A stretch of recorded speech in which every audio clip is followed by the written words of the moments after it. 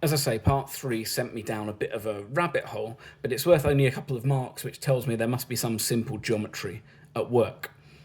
Your key idea here is, you know that f minus n of x, as it's defined in the question, is the inverse function of n of x. And that's crucial because that tells you if I were to draw on a graph, and we're only going between 0 and 1 in this case, if I were to draw on a graph, f negative n of x, it would be a reflection in the line y equals x of the original function.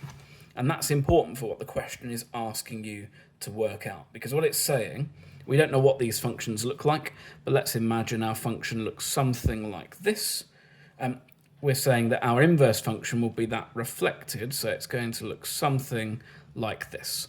And we know they're going to cross over at the origin, and they're also going to cross over when x is equal to 1.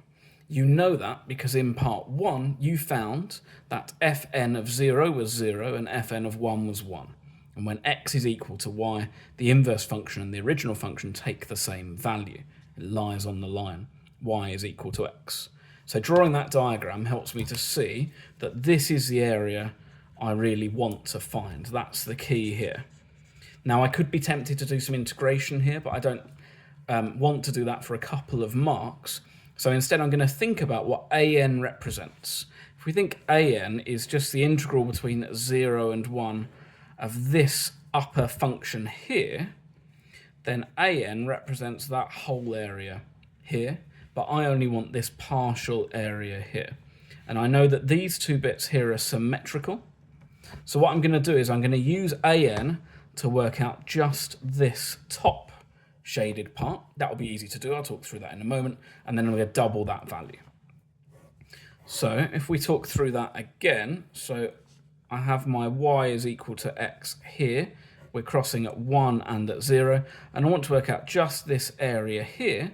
What I can do is the integral of that function, which we called an, and then subtract the area of this triangle here. And that triangle has a base of 1 and a height of 1. So subtract 1/2 times base times height. And then if I want the whole area, I need to double that value, because the area I want isn't just that top part, it's also the reflection of that in the line y is equal to x.